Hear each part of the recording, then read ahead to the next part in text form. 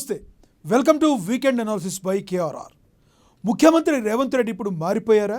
Route మార్చారా?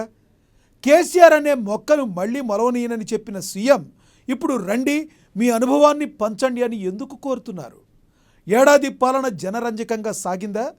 Ground నుండి వచ్చిన feedback ఏంటి? ప్రజా విజయోత్సవాలతో వచ్చిన మైలేజ్ ఎంత?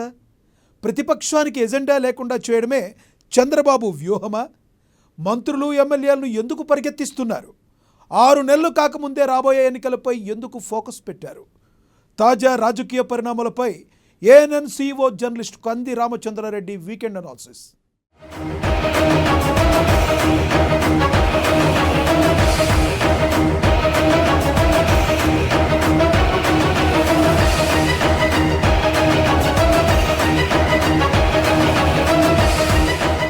తెలంగాణ పోరాటాల నేల, నిరంతరం జ్వలించే చైతన్య స్ఫూర్తి. చరిత్రలో ఎన్నో ఆత్మగౌరవ పోరాటాలు ఈ మట్టి గుండెలో పదిలపరుచుకుంది.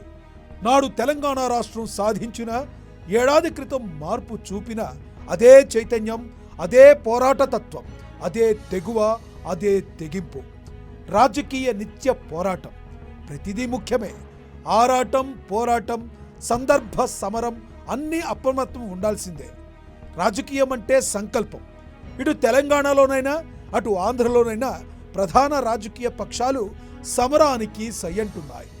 ప్రతిపక్షాలకు ఎజెండా చేయడమే లక్ష్యంగా పాలక పార్టీలు పోరాడుతున్నాయి.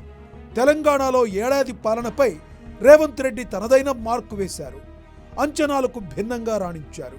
పోరాటాలను, ఉద్యమాలను, త్యాగాలను, ఆత్మ బలిదానాలను, ఆకాంక్షలను, ఆశయాలను అన్నిటినీ కలిపి వీరునామాగా రాసి ఏడాది క్రితం తెలంగాణ నా చేతుల్లో పెట్టిందని ప్రకటించుకున్న రేవంత్ రెడ్డి సీఎంగా అనేక రంగాల్లో తన ముద్ర వేశారు.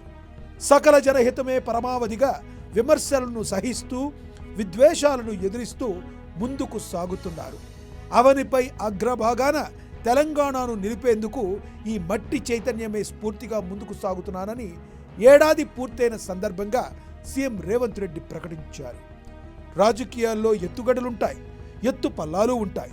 ఇటు సీఎం రేవంత్ రెడ్డి కేసీఆర్ను ఆహ్వానిస్తున్న తీరు ఆయన శైలికి భిన్నం. ఇంతకాలం కేసీఆర్ను దుర్మార్గుడు, సన్నాసి, తెలంగాణ విధ్వంసకారుడంటూ దునుమాడిన సీఎం ఇప్పుడు రండి కేసీఆర్ గారు మీ అనుభవం పంచండి అని తన గడుసుతనాన్ని ప్రదర్శిస్తున్నారు. గౌరవిస్తూనే ప్రజాక్షేత్రంలో ఇరికించేస్తున్నారు. లక్షలాది ప్రజల సాక్షిగా విజ్ఞప్తి చేస్తూ ఇరుకున పెడుతున్నారు. ఓవైపు రాజీవ్ గాంధీ విగ్రహం, మరోవైపు తెలంగాణ తల్లి విగ్రహం కొత్త రూపుతో పెట్టి తన పట్టుదల ఏంటో సీఎం చాటారు.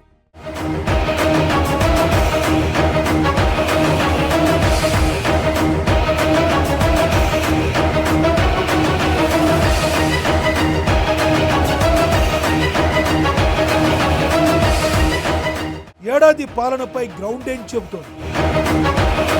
ప్రజా విజయోత్సవాలు విజయవంతమైనట్లేనా? పాలనపై సీఎం సంతృప్తిగా ఉన్నారా? కేసీఆర్ యాక్టివ్గా లేని లోటు తెలంగాణ పాలిటిక్స్ లో కనిపిస్తుందా?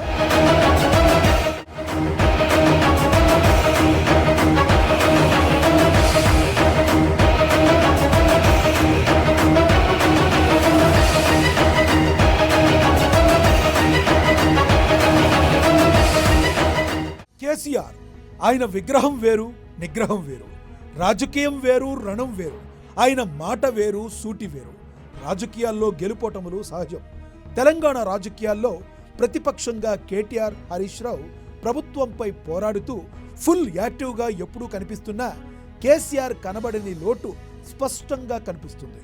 ఒక్క లోక్సభ ఎన్నికల ప్రచారంలో మినహా కేసీఆర్ పెద్దగా బయటకు వచ్చింది లేదు. సభకు బడ్జెట్ రోజు రావడం తప్పితే సభలో మాట్లాడింది లేదు. కేసీఆర్ పొలిటికల్గా యాక్టివ్గా లేని లోటు స్పష్టంగా తెలంగాణ రాజకీయ ముఖ చిత్రంపై కనబడుతుంది. ఏడాది పాలనపై గ్రౌండ్ నుండి పర్వాలేదన్న అభిప్రాయం వ్యక్తమవుతుండగా ఈ ప్రభుత్వం వ్యతిరేకత పొందకపోవడమే పెద్ద విజయం. ప్రజా విజయోత్సవాల ద్వారా తమ శాఖల ప్రతిభ, విజయాలు మంత్రులు చెప్పుకోవడం, నిర్వహించిన సభలు వాతావరణాన్ని మార్చాయి. ఈ విషయంలో కేసీఆర్ బాటనే రేవంత్ ఎంచుకున్నట్లు స్పష్టంగా అర్థమవుతుంది. ప్రజాపాలన విజయోత్సవాల్లో చేసింది చెప్పుకోవడానికే ప్రాధాన్యమిచ్చిన సీఎం ప్రతిపక్షాలపై రాజకీయ విమర్శలు చేస్తే అసలు విషయం మరుగున పడుతుందన్న భావనలో ఉన్నట్లు కనబడుతుంది. విజయోత్సవాల్లో ప్రతిపక్షాలను టార్గెట్ చేస్తే మీడియా దాన్నే హైలైట్ చేస్తుందని, తాము చేసిన మంచి పనులు, సాధించిన విజయాలు ప్రజల్లోకి అంతగా వెళ్ళవని ఫీడ్బ్యాక్ అందుకున్నారు. అందుకే ముఖ్యమంత్రి రేవంత్ రెడ్డి రూటు మార్చి స్పష్టమైన పరిధిలో మాట్లాడుతున్నారు.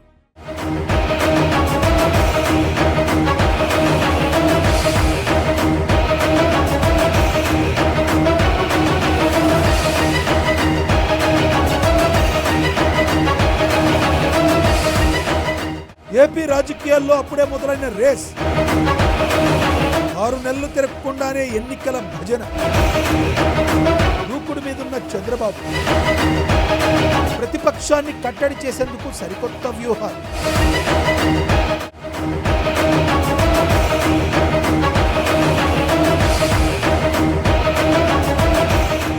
ఆంధ్రప్రదేశ్ ముఖ్యమంత్రి చంద్రబాబు ఈసారి నవ్యాంధ్ర ప్రగతిని, రాజకీయాలను సరికొత్త దిశలో పరిగెత్తిస్తున్నారు. అప్పుడే వచ్చే ఎన్నికల గురించి మాట్లాడుతున్నారు. 6 నెలలు కాకముందే అధికార కూటమి, opposition YCP political fight start చేశాయి. ఎన్నికలు ఎప్పుడొచ్చినా అన్నీ గెలవాలంటూ మంత్రులు, ఎమ్మెల్యేలు, ఎమ్మెల్సీలను బాబు పరిగెత్తిస్తున్నారు. ఓవైపు వైసీపీ అధినేత జగన్ ఇప్పటికే ప్రభుత్వ తీరుపై విమర్శలు చేస్తుండగా ప్రజాక్షేత్రంలో ప్రజల మధ్యలో ఉంటూ ఎప్పటికప్పుడు తిప్పికొట్టాలని బాబు నిర్దేశిస్తున్నారు. జగన్ సంక్రాంతి తర్వాత ప్రజల్లోకి వస్తానని చెబుతుండగా అంతకంటే ముందుగా ప్రజల్లోకి కూటమి నేతలను చంద్రబాబు పంపుతున్నారు. అపోజిషన్తో పాటు పవర్లో ఉన్న తాము కూడా పబ్లిక్తోనే ఉంటే విమర్శకు ప్రతి విమర్శతో అక్కడే సరిపెట్టవచ్చని భావిస్తున్నారు బాబు. ఒక్కసారి వ్యతిరేకతంటూ మొదలైతే దాన్ని కంట్రోల్ చేయడం కష్టం. అందుకే జగన్ కంటే ముందుగానే ప్రభుత్వం ప్రజల్లోకి వెళ్లేలా చంద్రబాబు ప్లాన్ చేస్తున్నారు. ప్రజల మధ్యకు వెళ్ళి ఏం చేస్తున్నామో చెప్పడం ద్వారా జగన్ చేసే ప్రచారానికి ముందే తమ ప్రోగ్రెస్ను ప్రజలకు వివరించినట్లు అవుతుంది. మరోవైపు ప్రభుత్వం తరపున నిరంతర యాక్టివిటీ ఉండేలా ప్లాన్ చేస్తున్నారు చంద్రబాబు.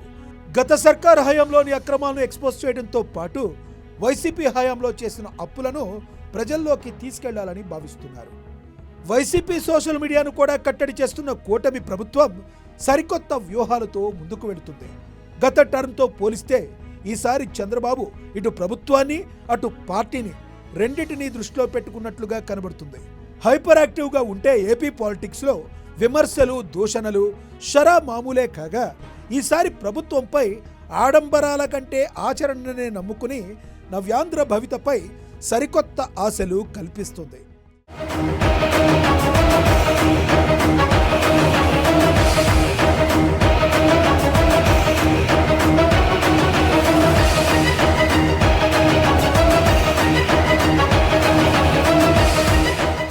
ఇది ఈ వారం వీకెండ్ అనాలిసిస్ బై కేఆర్ఆర్. నమస్తే.